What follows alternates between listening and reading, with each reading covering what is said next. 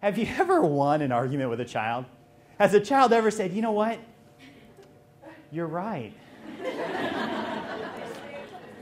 You're right. I think I'm suffering from a case of entitlement. And now that I've argued with you, I realize that that's the case. Thank you. And there's going to be some changes around here. Starting with me.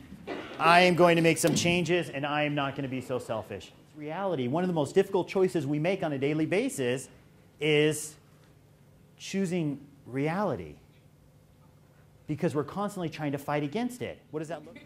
I went from hating it to loving it. Same group of kids. Who changed? I did. I stopped fighting against reality. And the fact of the matter is, kids are not built to march on field trips as much as my reality said they should have. They're just not. And I started accepting them for who they are, and I grew to love them. And as I progressed in the organization, and then eventually when I became director, I still went on all the field trips with those older kids. I loved it. I had a great time with them as I learned to accept reality as to who they are. The teacher said, she said, Larry, my biggest problem is my students don't know my greatness. I was like, what? I said, you teach high school kids. I said, your students don't know your greatness? And she said, no, they don't. And in my mind, and I didn't say this, but in my mind I thought, the problem is not your students knowing your greatness. The problem is you knowing your greatness. Because if you understood your greatness, you could care less if the students saw it. You could care less. And then she said, well, it just drives me crazy when my students say, your class is boring. And I said, okay, tell me your class is boring. Tell me right now. Tell me my class is boring. Probably so. The only emotion in an event is the emotion we attach to it. It doesn't have it of itself. We create meaning to the world around us. Look at the chair you're sitting in. Does that mean something to you? When I'm clothes shopping with my wife, what does that chair mean to me?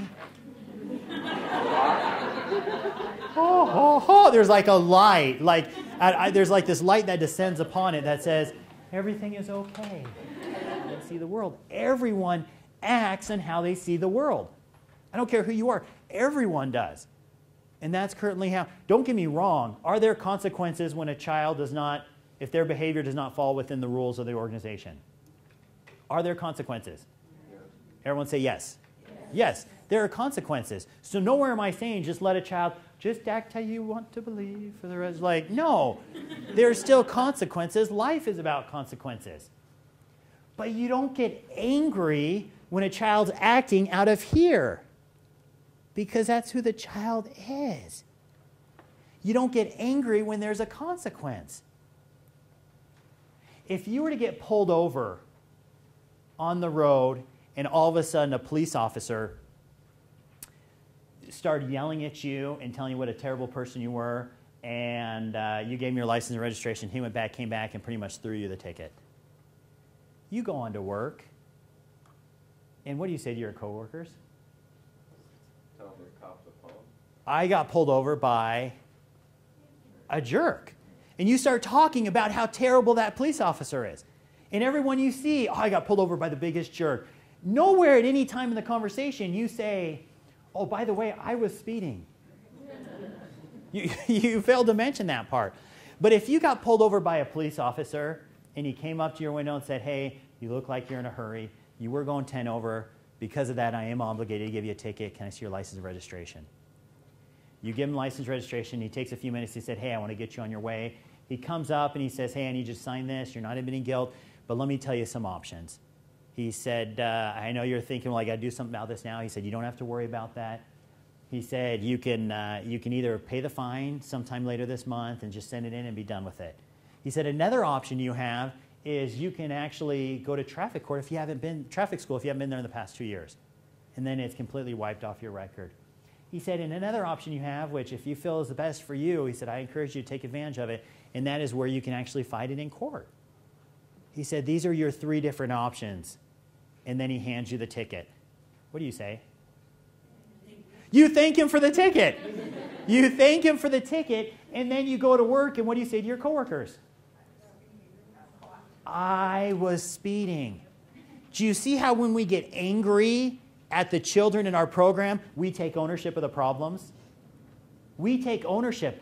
All of that, whatever they did wrong, is now directed to so-and-so's a jerk. So-and-so yelled at me. So-and-so is mean. When we get angry, we take ownership of that problem. You want the kids to walk around saying, I was speeding. Not, I got pulled over by a really mean teacher. It's not you. It's what's going on here for that kid, and you just happen to be the closest target.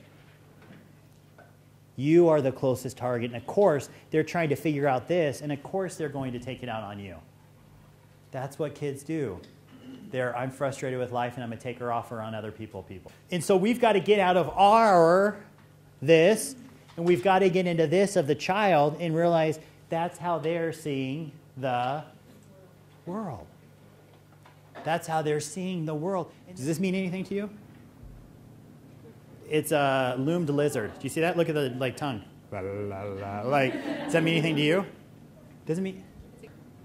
This means the world to me because my son made it. If you came to me and said, hey, I will pay you $20 for that lizard, what do you think I'm going to say? Well, do you think I'm dumb? He can make me another one. I mean, 1995, if anybody wants it, see me afterwards, okay? But what if my son was no longer around? Does that change the meaning I give this?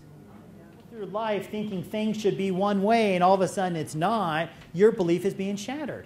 How many of you's views about children are shattered on a daily basis? Here was your choice. Now, don't get me wrong. There is pain in life. There is pain in things that happen. I still miss my mother. And there are days that are hard because I miss her. There's pain in life. But suffering is self-created. Life gives us pain, but we give ourselves suffering. Because if I took you this last week and watched you, your actions would show me if you saw greatness in the kids in your program. By the way you treat them, by the way you talk to them. Don't tell them that they have greatness. Show them. Treat them as if they are great. Treat them that way.